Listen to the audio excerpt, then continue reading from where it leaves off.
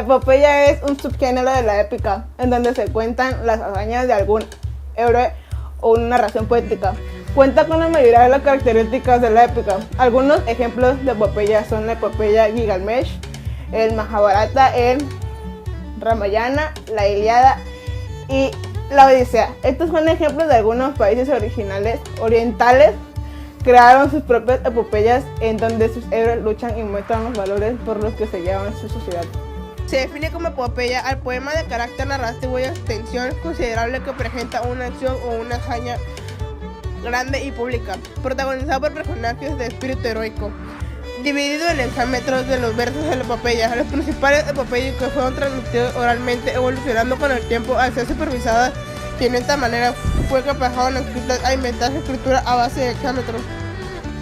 La epopeya es un subgénero épico o poema narrativo extenso, escrito generalmente en verso largo o en prosa, en el cual se cuentan o relatan muy detalladamente aquellas acciones trascendentales o dignas de quedar en la memoria de un pueblo.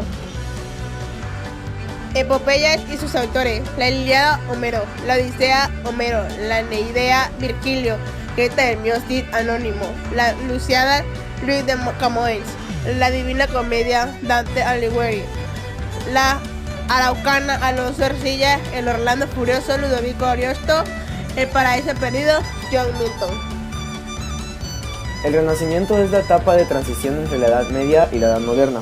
Rompió con los paradigmas de las escuelas medievales y buscó mezclar el pensamiento clásico con nuevas ideas humanistas, provocando un cambio de todos los ambientes. La influencia griega y latina estuvo a la orden del día, solo que revestida por el espíritu crítico.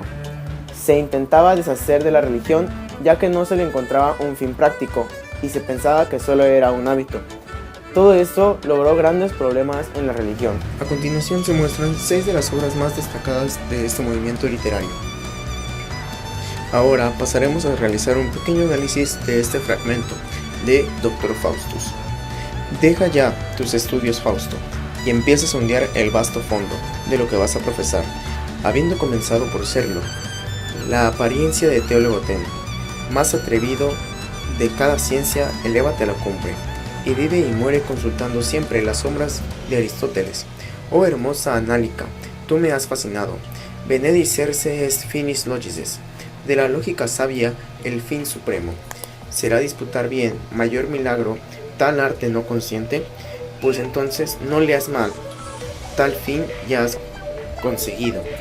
Durante este fragmento se muestra una escritura en tercera persona y se identifica a Fausto como el personaje principal.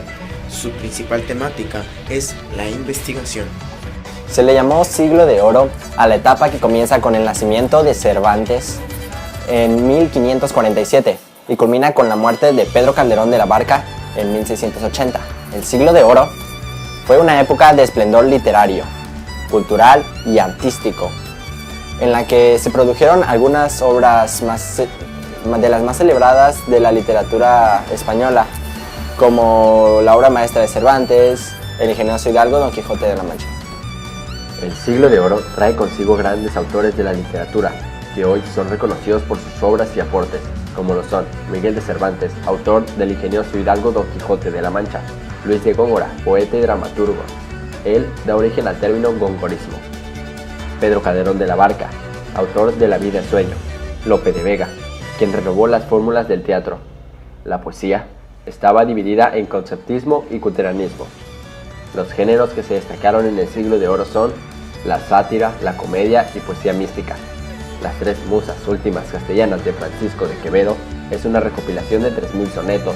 El soneto a la muerte cuenta con un narrador omnisciente y hace referencia a la muerte de Jesús. El Siglo de Oro se caracterizó por la prosa que inculcó Cervantes, por la comedia y la literatura mística. El primer encuentro del hombre con la naturaleza produce en él gran admiración, y entonces pone toda su imaginación en la creación de un mundo fantástico, poblándolo de dioses y héroes que expresa con sus sentimientos a favor o en contra de los humanos, llegando a ser sus aliados o unos enemigos. Así pues, esta creación de expresión de un pueblo, una raza, concibe a los dioses como seres sobrenaturales, que en algunas ocasiones parecen ser humanos, y humanos que se divinizan y resultan ser héroes que siempre resultan triunfantes. En ellos se personifican valores como el amor, la justicia, el patriotismo y la responsabilidad. En este género, como es la épica, han existido varias obras y autores que la han representado de manera sin igual.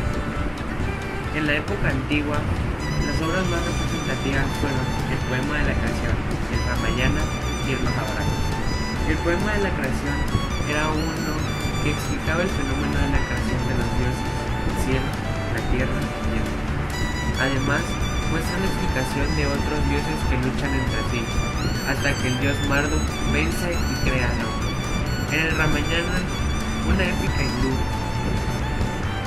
del autor Valmiki, la cual data del siglo XV, narra la lucha de los arios dirigidos por el príncipe Rama contra Ravana.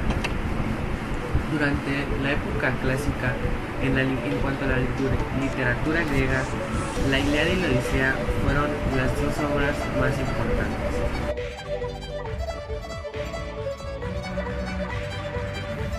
Son anónimos y orales. Los temas son heroicos de personajes gratos a los oyentes y que pertenecen a la leyenda castellana. La métrica de los cantares es irregular. Casi siempre los versos son de 14 sílabas.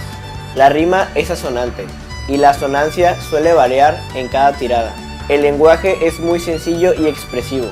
Las obras más importantes son el Mío Cid y el Cantar de Roldán. Uno de los personajes más importantes aquí se puede ver un fragmento del Mío Cid.